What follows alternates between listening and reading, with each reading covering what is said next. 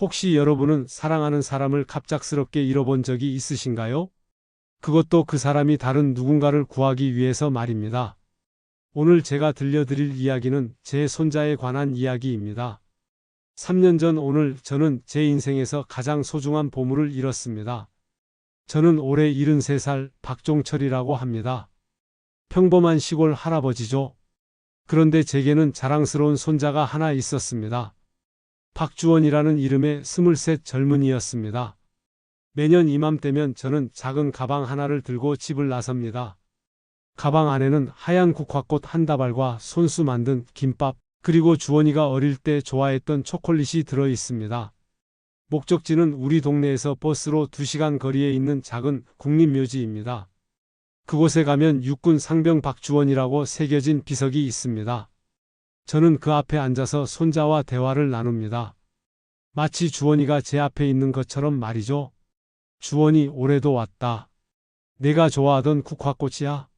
할아버지가 직접 키운 거란다. 사람들은 그냥 안타까운 군 사고로 기억할지도 모릅니다. 하지만 저는 그날의 이야기를 너무나도 선명하게 기억합니다.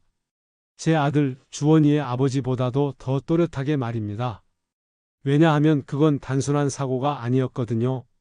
그건 한 젊은이의 용기에 관한 이야기였습니다. 절망에 빠진 또 다른 젊은이를 구하려던 마음에 관한 이야기였습니다. 그리고 어쩌면 구원에 관한 이야기였을지도 모릅니다. 주원이는 어릴 때부터 남달랐습니다. 5살 때 동네 개가 차에 치여 다쳤을 때 혼자서 동물병원까지 끌고 갔던 아이였습니다. 초등학교 때는 전학 온 친구가 따돌림 당하는 걸 보고 먼저 다가가서 친구가 되어준 아이였죠. 할아버지, 누군가 힘들어하면 그냥 지나칠 수 없어요. 마음이 아파서요. 어린 주원이가 제게 했던 말입니다. 그때는 그저 착한 아이구나 생각했는데 지금 생각해보면 그게 주원이의 본성이었던 것 같습니다. 고등학교 시절 주원이의 생활기록부에는 이런 말이 여러 번 적혀 있었습니다.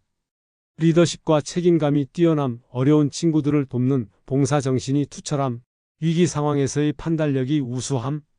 대학에 입학한 후에는 ROTC를 준비하기도 했습니다. 장교가 되어서 후배들을 잘 이끌고 싶다고 했거든요. 그런데 갑자기 마음을 바꿨습니다. 할아버지, 저는 진짜 밑바닥부터 배우고 싶어요. 일반병으로 군대에 가서 진짜 군인이 뭔지 느껴보고 싶습니다. 그래야 나중에 후배들을 제대로 가르칠 수 있을 것 같아요. 저는 속으로 걱정이 됐습니다. 요즘 젊은이들이 군대 생활을 힘들어한다는 이야기를 많이 들었거든요.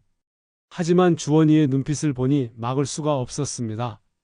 그 눈에는 확고한 신념이 있었으니까요. 그래, 내 뜻대로 해라. 할아버지는 언제나 내 편이다. 그렇게 주원이는 자원 입대를 했습니다. 훈련소에서의 생활은 예상보다 훨씬 힘들었습니다. 하지만 주원이는 한 번도 포기하지 않았습니다. 오히려 더 열심히 했죠. 훈련소를 우수한 성적으로 마친 주원이는 부대에 배치되었습니다. 그리고 1년 반 동안 성실하게 복무하면서 상병으로 진급했고 경험과 실력을 인정받아 조교 역할을 맡게 되었죠. 주원이에게는 딱 맞는 자리였습니다. 할아버지, 이제 정말 제가 하고 싶었던 일을 하고 있어요. 후배들을 가르치는 게 이렇게 보람찬 줄 몰랐어요. 힘들어하는 신병들을 보면 제가 더 잘해줘야겠다는 생각이 들어요. 저도 처음엔 힘들었는데 그 마음을 누구보다 잘 아니까요. 전화 너머로 들려오는 주원이의 목소리는 활기에 찼습니다. 자신이 하고 싶었던 일을 드디어 하게 된 기쁨이 느껴졌죠. 그런데 그날이 왔습니다. 주원이가 입대한 지 1년 반이 넘어서 상병이 되고 조교 업무에도 완전히 익숙해진 어느 가을날이었습니다. 그날은 수류탄 투척 훈련이 있는 날이었습니다. 신병들에게는 가장 긴장되는 훈련 중 하나죠. 실제 폭발물을 다루는 훈련이니까요. 교육장에는 신병 30여 명과 교관들이 있었습니다. 주원이는 그날도 평소처럼 신병들을 꼼꼼히 살피고 있었습니다. 혹시 긴장하거나 실수할 신병이 없는지, 안전에 문제가 없는지 계속 확인하면서 말이죠. 그런데 한 신병이 이상했습니다.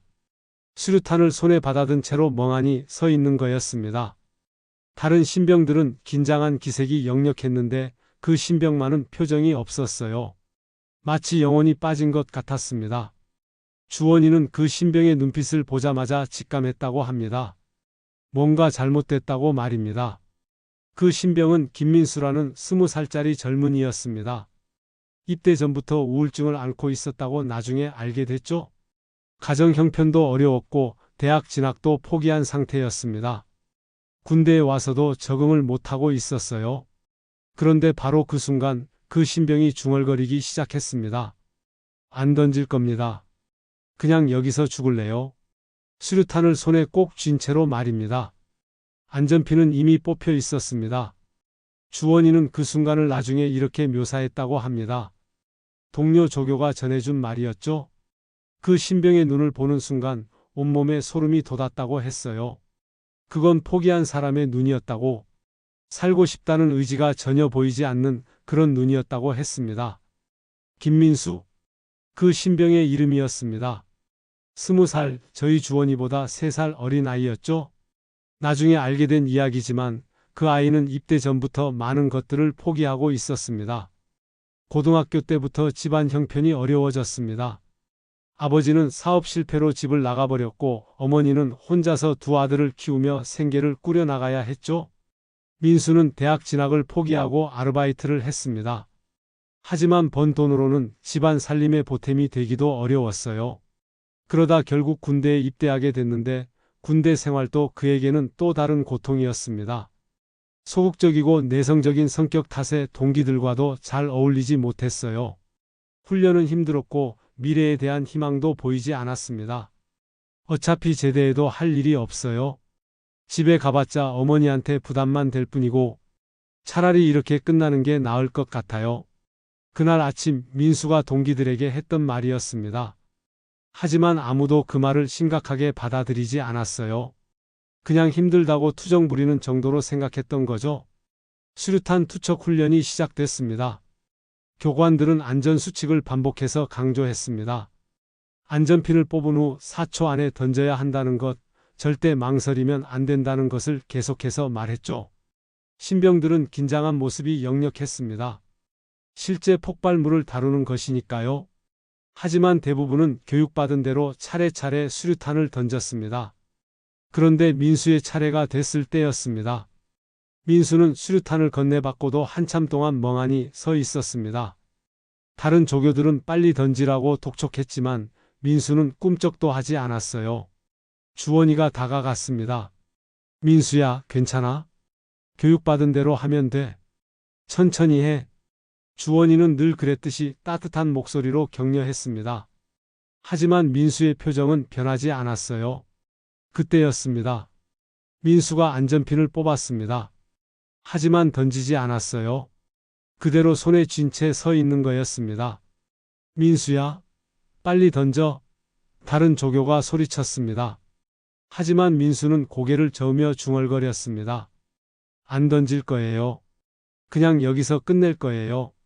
그 순간 훈련장에 있던 모든 사람들이 얼어붙었습니다. 수류탄의 안전핀이 뽑혔다는 건 4-5초 후에는 폭발한다는 뜻이었거든요. 다른 조교들은 급히 다른 신병들을 대피시키기 시작했습니다. 하지만 주원이만은 민수에게서 눈을 떼지 않았어요. 민수야, 나를 봐. 나를 보라고. 주원이는 민수에게 천천히 다가갔습니다.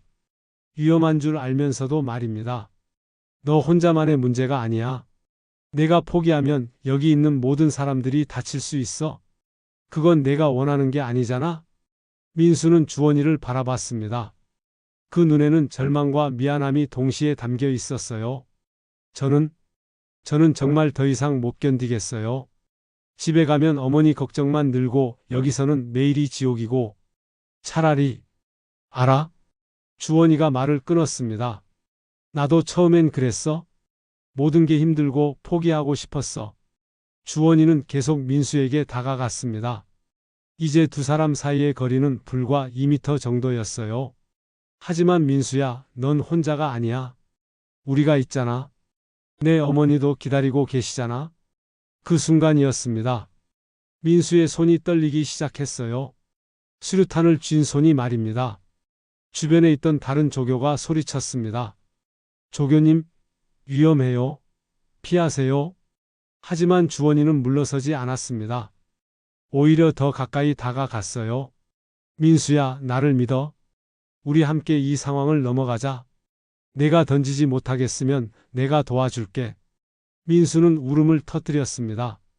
저는 정말 무서워요. 앞으로 어떻게 살아야 할지도 모르겠고. 괜찮아. 하나씩 천천히 해결해 나가면 돼. 지금 중요한 건 여기서 함께 살아남는 거야. 주원이가 손을 내밀었습니다. 자, 이제 나한테 줘.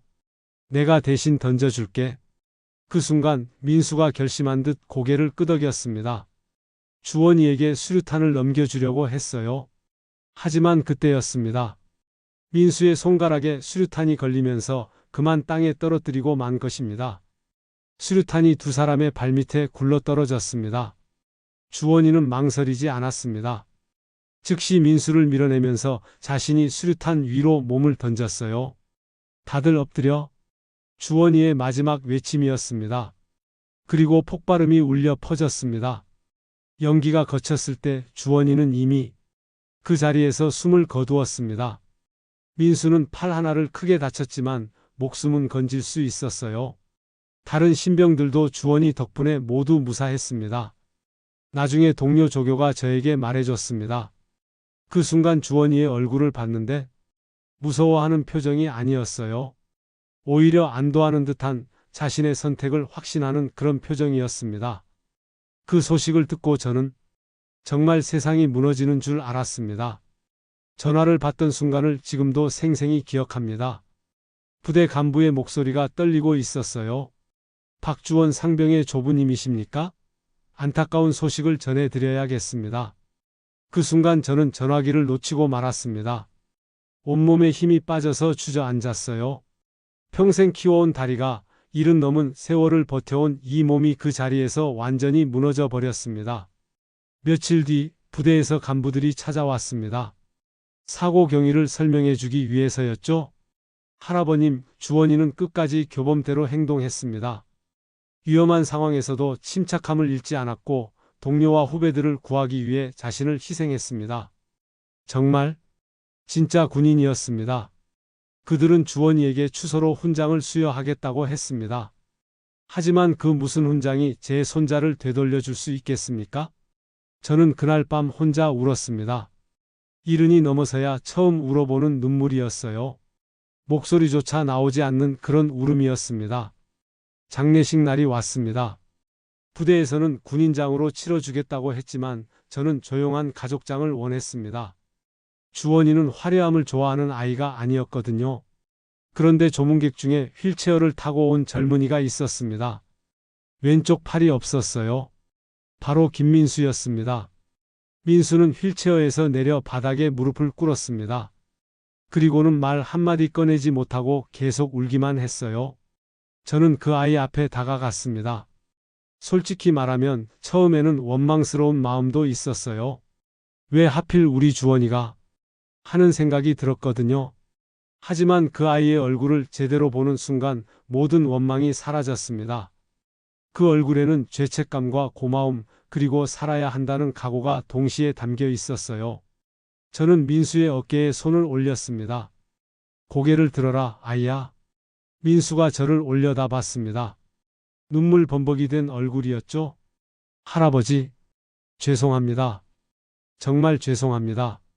제가 죽어야 했는데 아니라 저는 단호하게 말했습니다. 주원이는 내가 죽기를 원해서 그런 게 아니야. 너를 살리고 싶어서 그런 거였다. 민수는 계속 울었습니다.